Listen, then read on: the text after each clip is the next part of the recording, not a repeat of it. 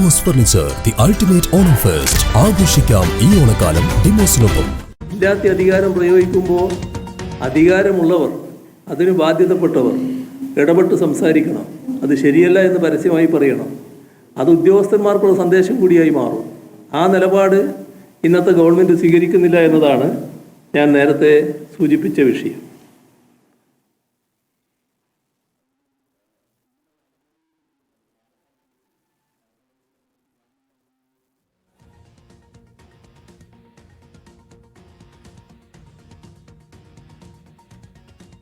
കേസിൻ്റെ വിശദാംശങ്ങൾ എൻ്റെ കയ്യിലില്ല. പക്ഷേ ഈ കേസിൽ നേരത്തെ മുതൽക്ക് ചില ശരിയല്ലാത്ത സമീപനം സ്വീകരിക്കുന്ന ചില ആളുകളുണ്ട്. ആ സമീപനത്തിന് കുറച്ചൊരു അംഗീകാരം ആകുന്ന മട്ടിലായിട്ടുണ്ട് ഇപ്പോഴത്തെ കാര്യങ്ങൾ. ഇന്ന് ഗവൺമെൻറ് നേതൃത്വം കൊടുക്കുന്നവരിൽ ചില വിഭാഗക്കാരും ആ ഘട്ടത്തിൽ ഈ പറയുന്ന ശരിയല്ലാത്ത നിലപാടുകൾ സ്വീകരിച്ചവരുടെ കൂട്ടത്തിലായിരുന്നു. വ്യക്തികളല്ല, പ്രസ്ഥാനങ്ങളെയാണ് ഞാൻ പറയുന്നത്. അപ്പോൾ അതിൻ്റെ ഭാഗമായിട്ടുള്ള കാര്യങ്ങളുണ്ടോ എന്ന് പരിശോധിക്കണം. എനിക്കതിൻ്റെ വിശദാംശങ്ങൾ ഇപ്പോൾ അറിയില്ല.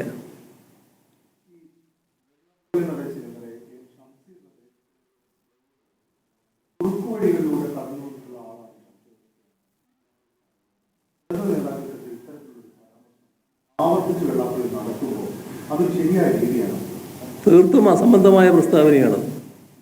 CPM-ലെ ഒരു നേതാവും കുറുക്കുവഴികളിലൂടെ നേതാവായി മാറുന്നതല്ല. നിരവധി കാലത്തെ പ്രവർത്തനങ്ങളിലൂടെയാണ് ഏതൊരാളും അതിൻ്റെ അംഗീകാരം എന്ന നിലക്ക് നേതാവായി മാറുന്നത്.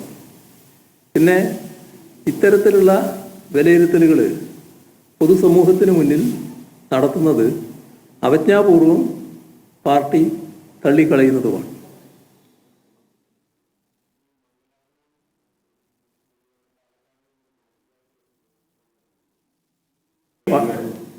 അത് ഇന്നത് വാർത്തയായിട്ട് വന്നിട്ടുണ്ട്. അത് വളരെ തെറ്റായ നടപടിയാണ്.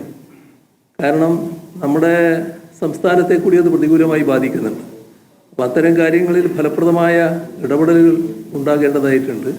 സംസ്ഥാന സർക്കാരും ശക്തമായി ഇടപെടണം. പാർലമെൻറ്റിൽ MP-മാരും ശക്തമായി ഇടപെടുന്ന നിലയുണ്ടാകണം. നമ്മുടെ നാടിന് ഒന്നാകെ തന്നെ ഇതിൽ പ്രതിഷേധിക്കാനും പറ്റണം. അല്ല, റെയിൽവേയുടെ വരുമാനം കുറയുന്നു എന്ന് പറഞ്ഞ് പാലക്കാട് ഡിവിഷൻ തന്നെ ഇല്ലാതാക്കാനുള്ള നീക്കം ഇതിൻ്റെ പിന്നിലുണ്ടോ എന്ന് നോക്കണം. അതും നമ്മൾ പരിശോധിക്കേണ്ട കാര്യമാണ്. അത്തരം ആപത്തുകൾ നിലനിൽക്കുന്നുണ്ട്.